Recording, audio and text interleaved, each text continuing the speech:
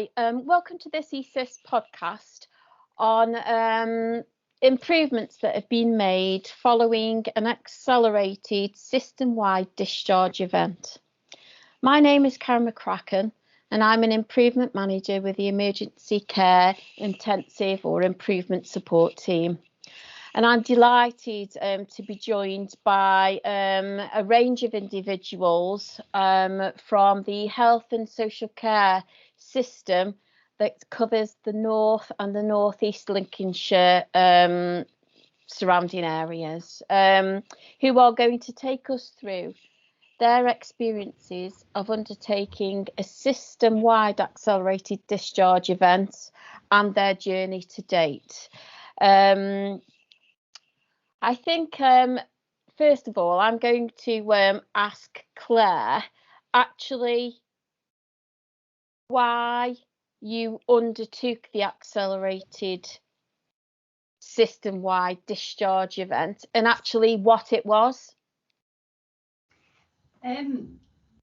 So the acute hospitals at the time were consistently operating at full capacity, which meant that we were reporting 12-hour trolley waits. We had some significant ambulance delays. We was having to cancel elective admissions, and we had some severe overcrowding within our emergency departments.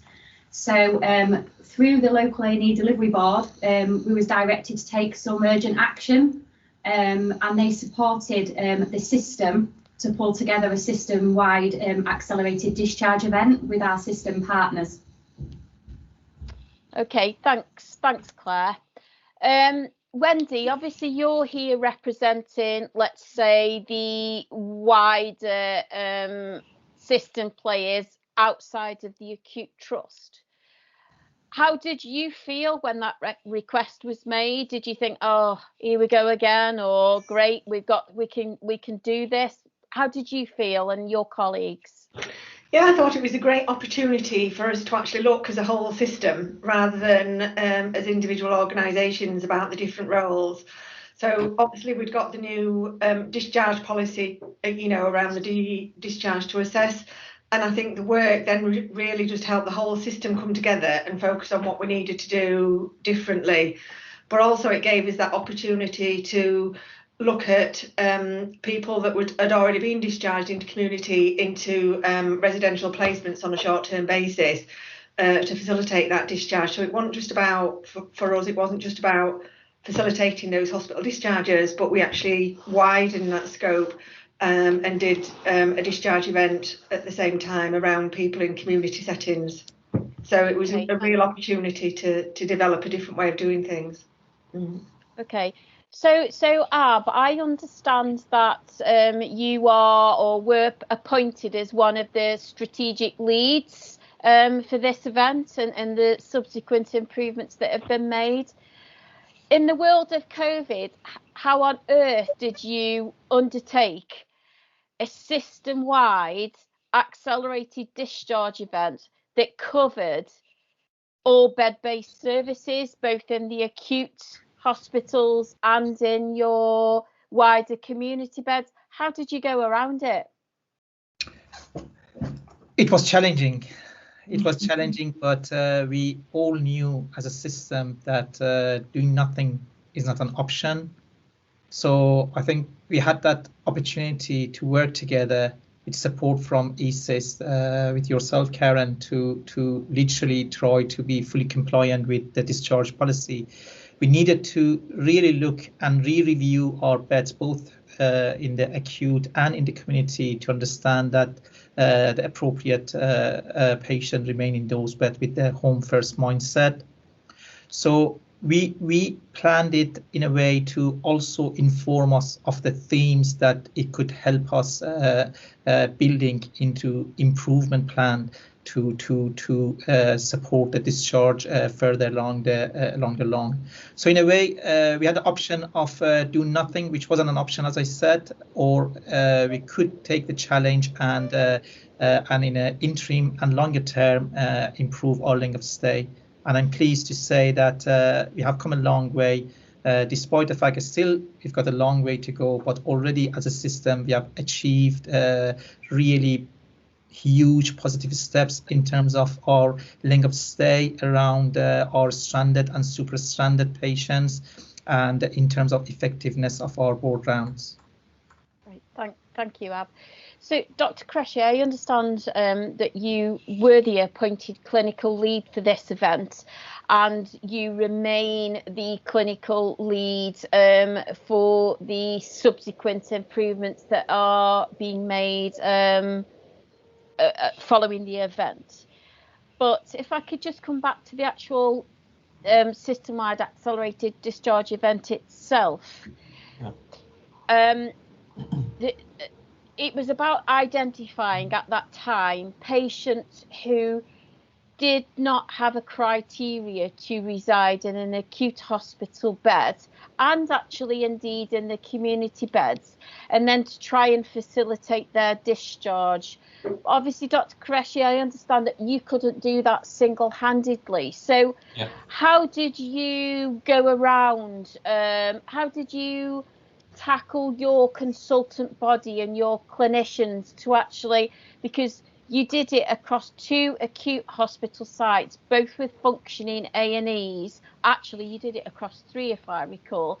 Could you just talk us through about how you got that clinical engagement? Yeah, thanks, Karen. So quite difficult again, as Ab said, quite challenging. But I think since the discharge policy came in, our trust was trying to implement it for a few months before I actually got onto it. But we then looked at to say what steps we were taking to implement it, and we strategized and planned in a way that we put in a lot of engagement.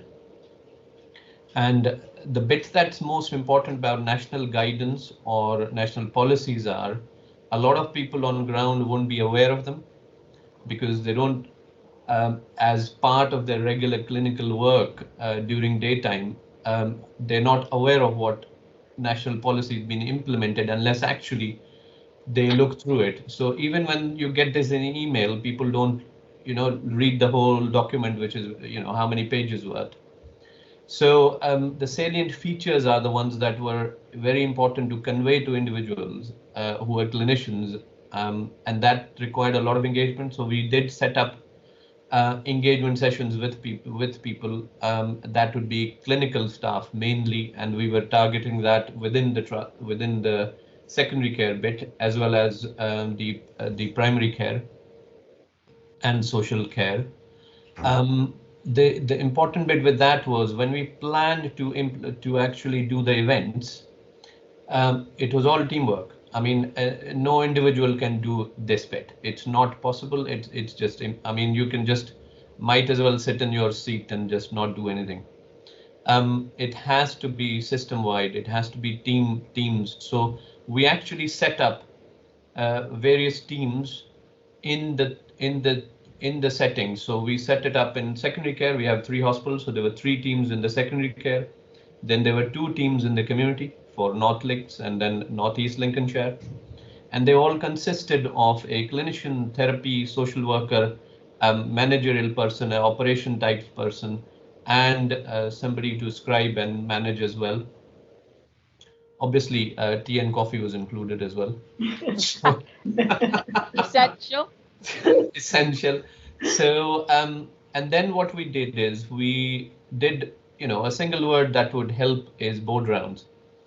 And what we did is analyzed the story of all patients that were in those inpatient or in community beds to see what was the reason for them to be there, and can this be done in an alternative way without keeping the patients in the beds. And on that, and I missed one bit, which is that we had diagnostics on the teams as well, which actually helped. So we had a single lead for every single factor that would help improve the patient's journey on that particular day. So all the days that we did the event for, in all these areas, we looked at every individual patient and thought about, does the patient need to be in hospital? So your term about criteria to reside in hospital, criteria to reside in a care home setting or a primary care setting. Do they need it, or can they go home, and all this be done in an alternative pathway? And we applied that on every single patient in a bed throughout the whole system. And that successfully got us through that bit. Now, you see, everybody would think about the fact that, yeah, we've done this event. We've actually enacted 100 or 150, or I don't know how, I mean, I can give you a number as to how many discharges we achieved in that period. But the aim was not to just achieve improvement in the patient journey for the patients that were already there. It was to identify the blocks and the problems in the system for the patients that were coming in. And the whole bit about this process, because it's not an event, as I keep saying to people, these things are not events. You know, you can't just wake up, open your eyes, and things change on the day. These are processes, and in processes, you identify problems, you implement improvement happens with those changes, then you implement changes, and then you identify further problems down the line, which we did in the second event, and then you tackle them. And it's a long process. It's not going to happen overnight. So if anybody thinks that, you know, in a week's time we'll fix it, it's not going to happen. And it requires a lot of help from external agencies as well. The reason is because although you can engage, culture change requires examples, and it requires people to look outside the box. So outside what's happening outside the trust, because we know there are traditional ways of people working clinically. And then to bring about that change in their ways of working requires a lot of effort, a lot of engagement, a lot of teaching, a lot of learning lessons. For example, I mean, we've done sessions with clinicians. You've seen the presentations and we've done them. We've had to put in salient features of the policy in that and then give them patient examples. Particularly in the COVID scenario, obviously this policies come in because we are running with, you know, inpatients with COVID. That creates a risk for patients who are non-COVID but are inpatients. And that's the bit that is important, is that previously, pre-COVID, if you thought that keeping a patient in hospital was safer to investigate, it's no longer safer. Yeah. Okay, that's the major bit, that if we set that mind, and that's what we are trying to convince people with. So it's a process.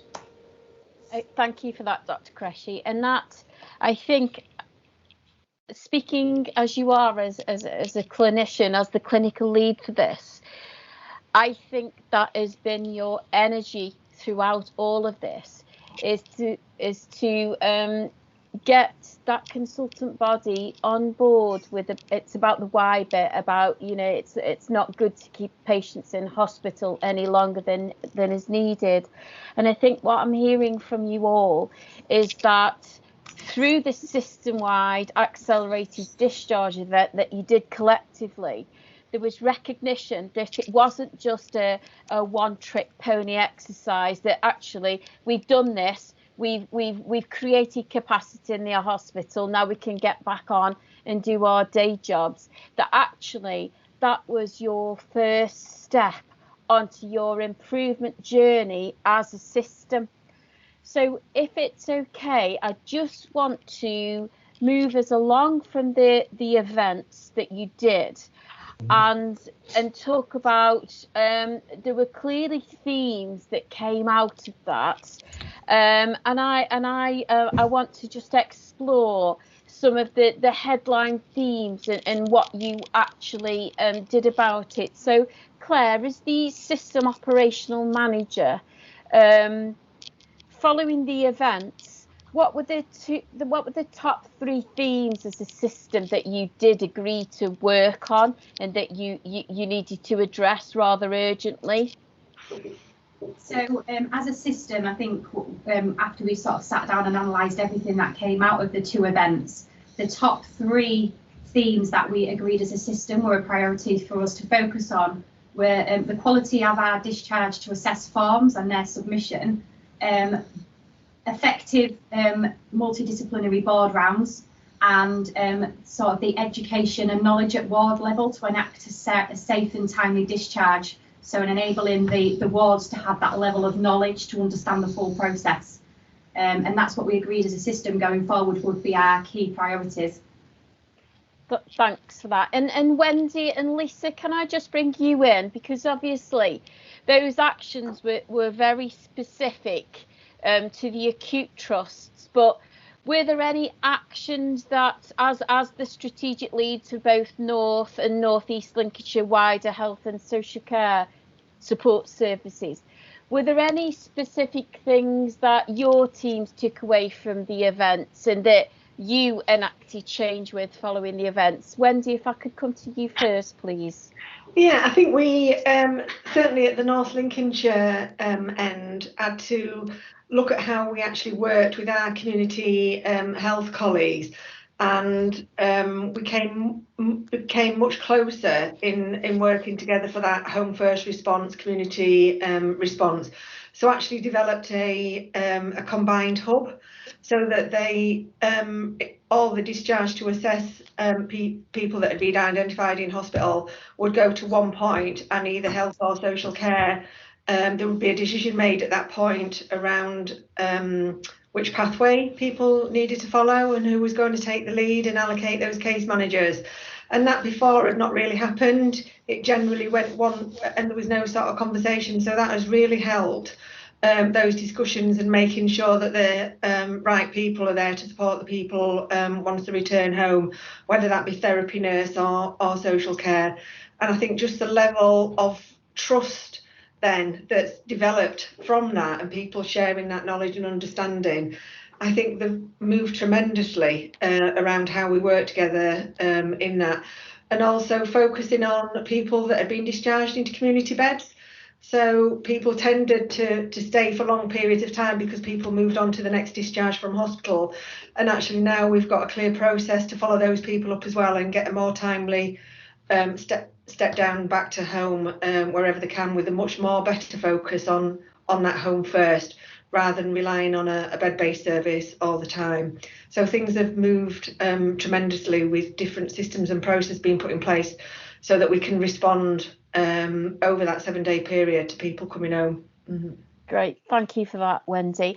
And Lisa, I know that you've done some similar things in North East Lincolnshire, but you were, as part of this journey, you were heavily focused and almost took the lead on making sure that the discharges that were being executed with more pace from the acute trusts were done safely, and there was that governance structure set up that collectively as a system you were looking at the quality of the referrals and the safety of the discharges.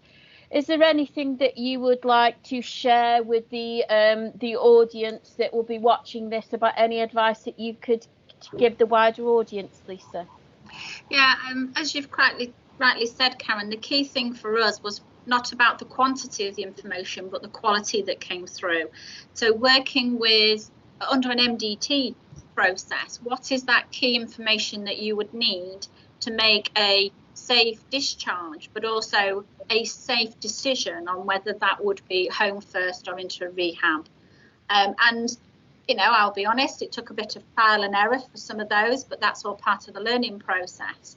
But it has to be on that, an understanding that different domains require different information. So I think it was a great opportunity to share with our acute trust the requirements under CQC for some of our care homes about the information they need, and being very critical over some of the questions, and I mean that as a sort of a critical friend, over the questions that we're asking, to make sure that we're asking for detail of information, not just a yes and no. So, for example, you know, can this person walk independently, yes or no? Well, change that into more of a narrative, or how does this person mobilise independently?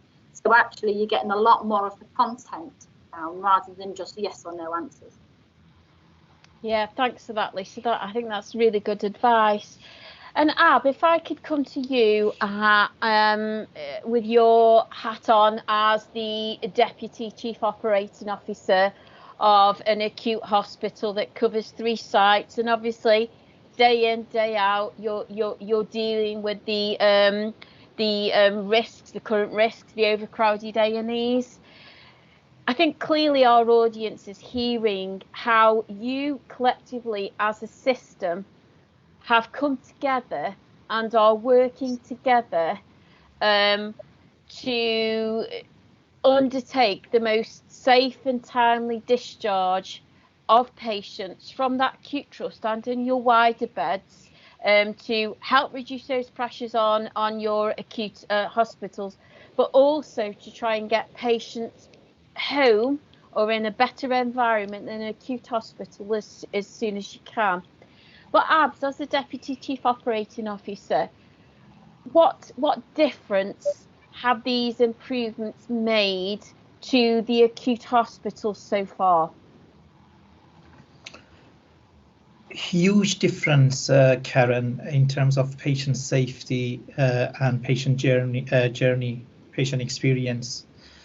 We can see tangibly by facts that our average length of stay across NLAC, not just one side and not just one specialty, it's really improving. So it is now quite a good length of stay compared to national average. We can see that our 21-day sort of plus patients, 14-day plus patients, standard and super standard patient number of patients, they improving. The number is decreasing. So we can see that our patient they stay a lot shorter sort of period of time across the journey, acute journey. In particular, okay, still we have challenges, serious challenges in our EDs, but I think it's really, really important for me to comment that without what we have done, the situation would have been probably a lot worse, worse.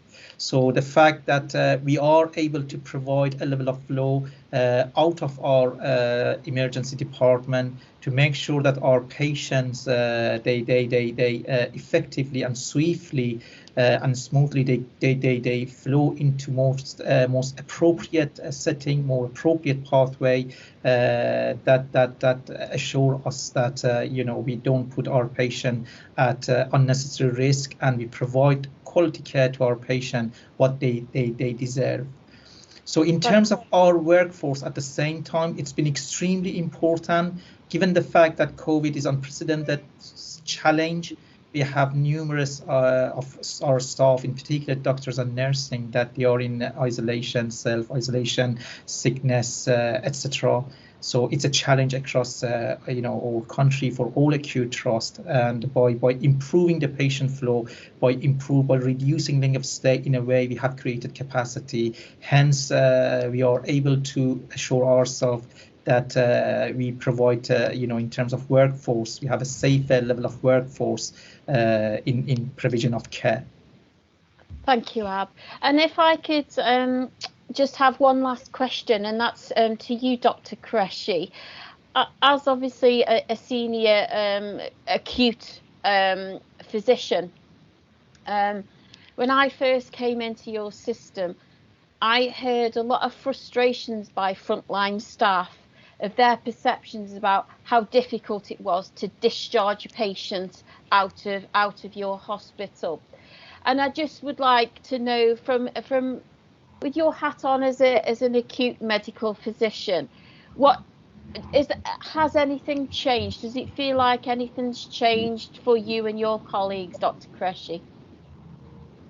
So, I mean, to be honest, Karen, as I've said, it's a process, and we don't expect an overnight change anyway. But having said that, so for example, people, and this would be very common in the rest of the country as well in NHS Trust, that clinicians would come and say the patients, they'll use the terms like medically fit for discharge, medically optimized, and then we'll say, okay, waiting for social, okay? Now, all of that concepts we've tried to now throw out and say that, does the patient have criteria to reside in hospital? And if they don't, what is stopping them from going out of hospital? Same thing for community beds as well. Do they have the criteria to reside in a community bed? And what's stopping them from going out? And that's, smoothened out the process, because Now we try to add, as clinicians as well, it is our duty to try to identify what is actually stopping the patient from going out of hospital. But not only that, the bit that's helping also is not just at the point of discharge, but during the journey of the patient. Every single day, a question has to be asked to say, why does the patient need to stay in hospital today? And if that question is answered to say, there is a need, there is a clinical need, then yes. If there is no clinical need to stay, all other things can be done on alternative pathways. The major issue usually people will have is diagnostics, okay? Sometimes waiting for a scan or sometimes waiting for something, and people may think that sending people home may be risky because they will not get the investigation done in time that they would have as an inpatient. But it's worth exploring actually that even if they stayed as inpatient, is that investigation happening today or tomorrow? So I know that the ideal situation would be to have all these investigative situations available every single day at the same pace. But for example, at the moment, they're not. Okay, let's presume an example that there are not, and that even if the patient stays in hospital, the MRI is going to happen after 2 days. Then why keep the patient in hospital? Why not book that slot in 2 days' time, let the patient home, come back to have that MRI on after 2 days in that slot? Those are kind of mindsets to think about. Now, with regards to getting people out of the hospital, it's all smoothened out a bit now. We know there is a process. So everybody now knows about D2A. As I've said before, all they need to know is whether to write D2A or DTA. And they know about it. Everybody knows now. That's a good thing. That's come from engagement throughout the system. But the bit about that is that people need to start believing in the process.